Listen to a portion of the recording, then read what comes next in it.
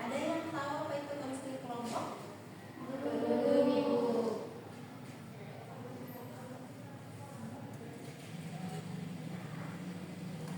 Jadi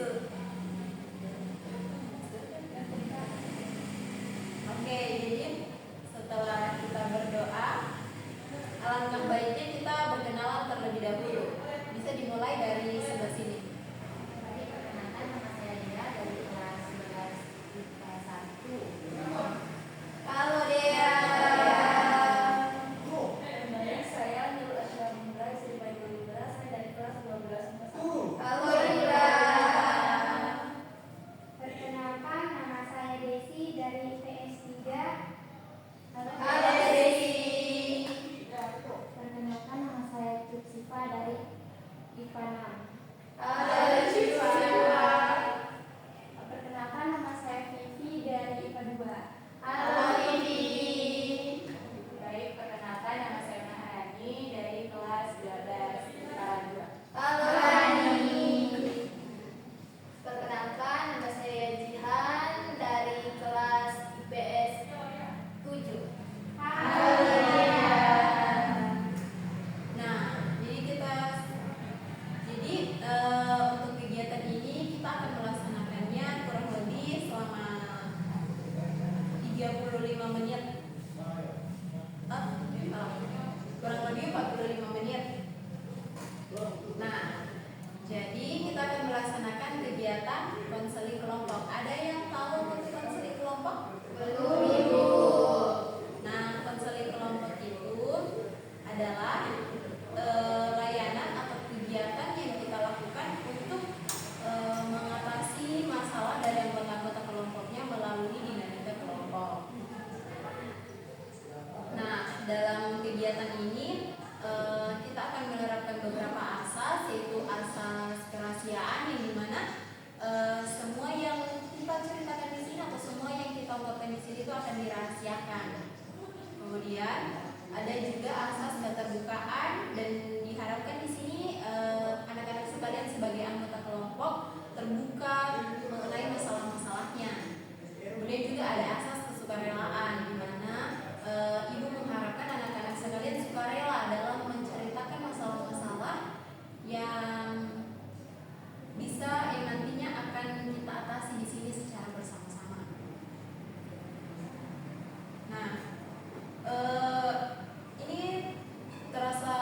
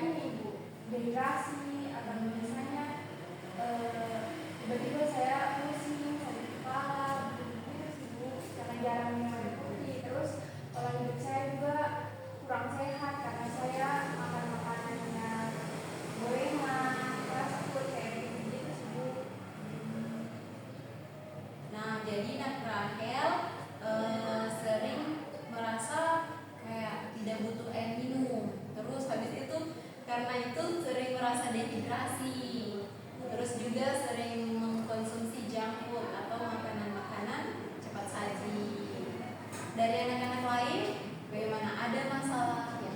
Kalau saya kan sering tuh dari dulu sering makan mie, pentol, gorengan, nah sampai mana kemana, sudah kena penyakit ibu. Aku gorengan ibu pas bulan Agustus ini dioperasi. Dan itu saya rasa kalau memang pola makan itu tidak bagus lagi. Jadi Nak Dea sudah sampai pada tahap masuk rumah sakit ya karena pola hidup tidak sehat ini. Wah, sangat disayangkan. Tapi alhamdulillah bagaimana keadaannya sekarang? Sudah baik. Sudah baik. Tapi kalau misalnya ada gejala-gejala kayak begitu, alhamdulillah kalau sekarang belum ya. Ada sih ibu sering tiba-tiba sakit. Nanti ibu tanya Oke, jadi bisa kita ambil contoh, bukan yang membandingkan ya, tapi bisa ambil contoh salah satu teman kalian di sini sudah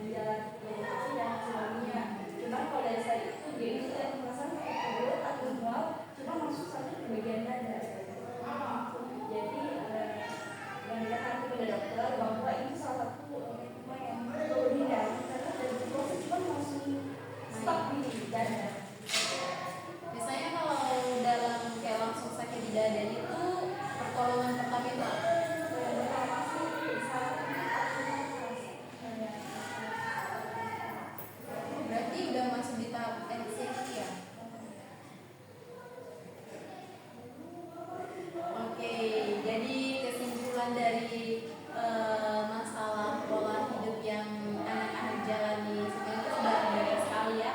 Ibu tidak perlu menjabarkan satu-satu apa akibat dari pola hidup yang tidak sehat ini ya. Jadi menurut kalian sendiri solusi dari pola hidup yang teman-teman kalian jalani kurang sehat ini bagaimana? Ada yang punya saran atau kayak solusi atau mungkin kayak ini loh baiknya ada? Mungkin solusinya untuk kita semua itu tuh jaga lagi pola makannya kita, jangan makan sembarangan.